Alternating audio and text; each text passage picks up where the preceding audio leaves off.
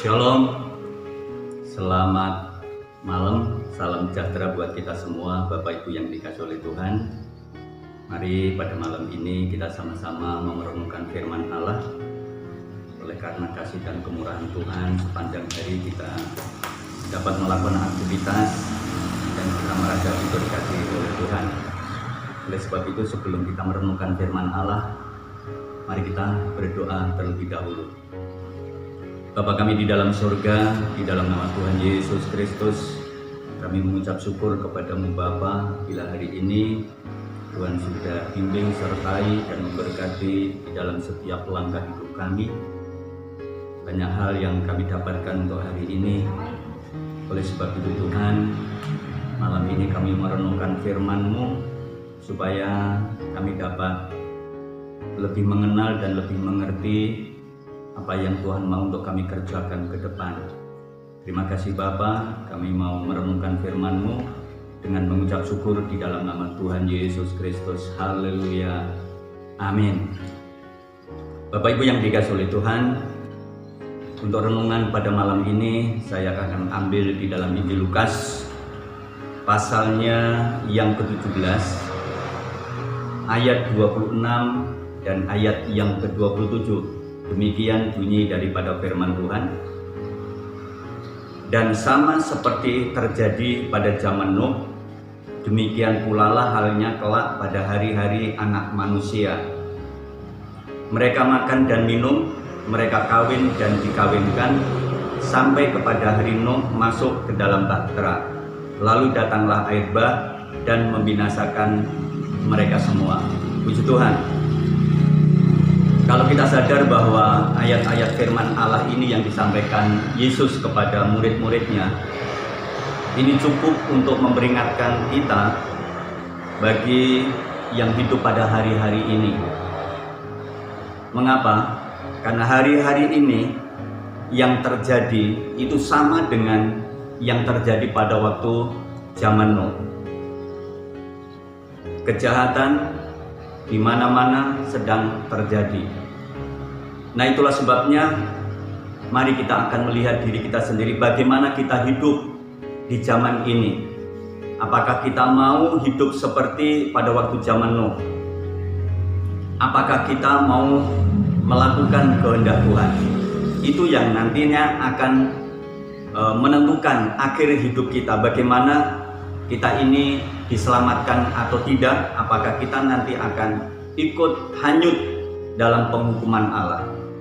Kondisi zaman ini, kondisi manusia sekarang ini, itu sama seperti yang dikatakan oleh Rasul Paulus di dalam 2 Timotius pasalnya yang ketiga.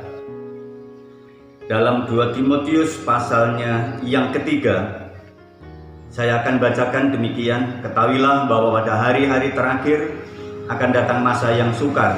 Manusia akan mencintai dirinya sendiri dan menjadi hamba uang.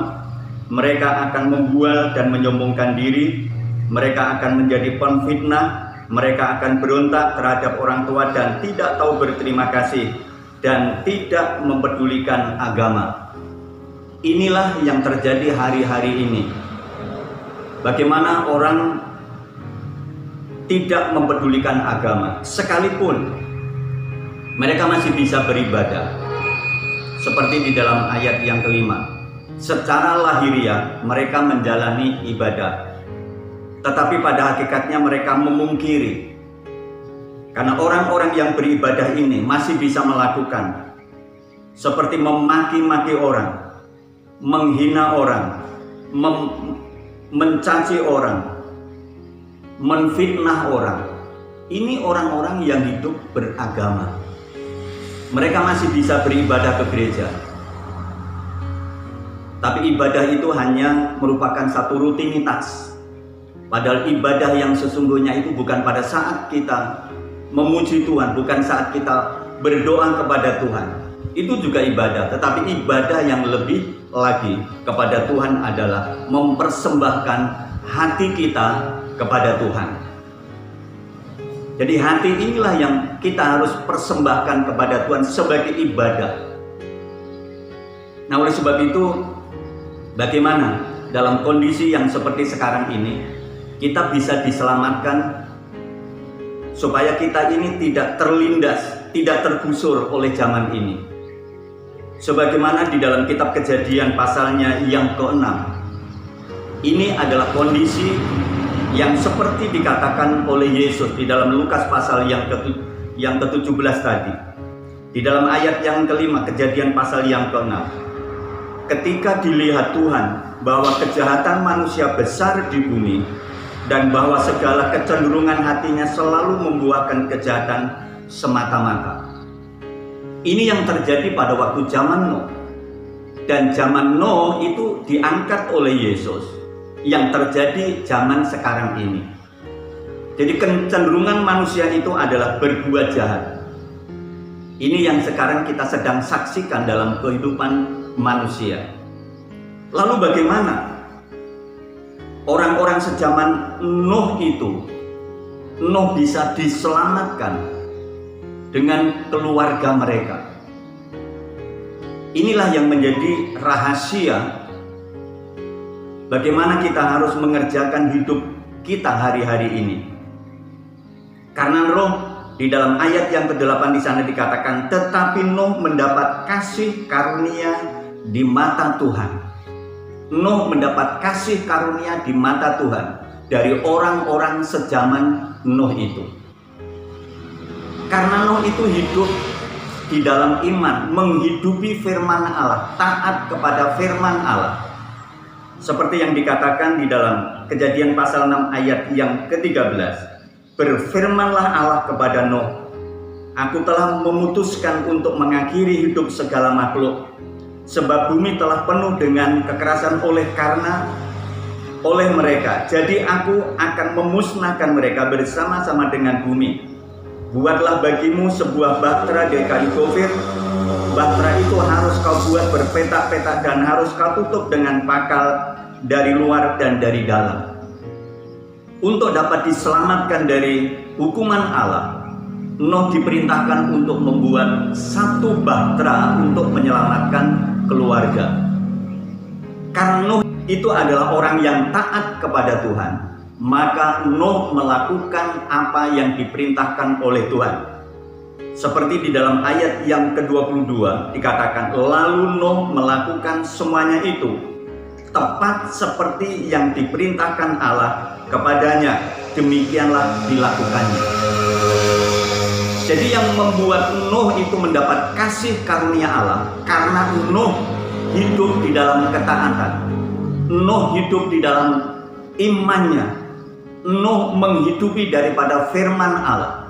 Itulah yang membuat Nuh mendapatkan kasih karunia Allah. Seperti yang tertulis di dalam kitab Ibrani. Dalam kitab Ibrani pasalnya yang ke-11. Dalam kitab Ibrani pasal yang ke-11 ayat yang ke-7 mengatakan demikian. Karena iman maka Nuh dengan petunjuk Allah tentang sesuatu yang belum kelihatan, dengan taat mempersiapkan bahtera untuk menyelamatkan keluarganya. Dengan taat, ketaatan inilah yang membawa Nuh sekeluarga itu diselamatkan.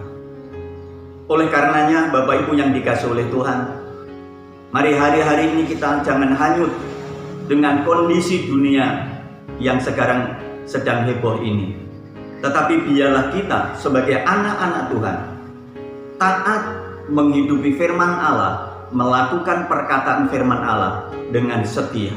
Itu yang akan membawa kita, menentukan kita untuk kita dapat diselamatkan. Makanya Rasul Paulus menulis di dalam Galatia pasalnya yang ke-6. Dalam Galatia 2 Korintus pasalnya yang ke-6. Dalam 2 Korintus pasalnya yang ke-6. Ayat yang pertama di sana dikatakan, sebagai teman-teman sekerja, kami menasihatkan kamu supaya kamu jangan membuat menjadi sia-sia kasih karunia Allah yang telah kamu terima. Sebab Allah berfirman, pada waktu aku berkenan, aku akan mendengarkan engkau, dan pada hari aku menyelamatkan, aku akan menolong engkau. Sesungguhnya waktu ini adalah waktu perkenanan itu. Sesungguhnya hari ini adalah hari penyelamatan itu. Jadi mari kita hidup hari-hari ini setiap hari kita dapat menyelesaikan hidup kita dengan mengerjakan keselamatan dengan takut dan gentar kepada Tuhan. Masih ada kesempatan. Barangkali hari-hari yang sudah kita lalui, kita banyak melakukan hal-hal yang tidak berkenan kepada Allah. Tapi mari kita sadar, selama masih Tuhan memberikan kesempatan bagi kita, jangan sia-siakan kasih karunia Allah itu. Kita bangkit, kita semangat, kita hidup seturut dengan kemauan daripada Allah kita. Kiranya firman Allah ini memberkati kita semua. Puji Tuhan. Mari kita tutup di dalam doa. Bapa kami di dalam surga, kami mengucap syukur buat firman-Mu pada malam ini ya Tuhan.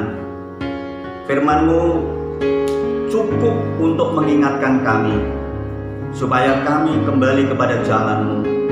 Karena waktu-waktu ini sama dengan waktu pada waktu zaman Nuh.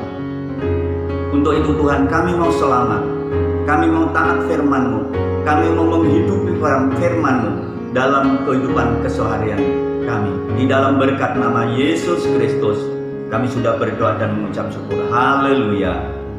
Amin. Shalom, Tuhan memberkati.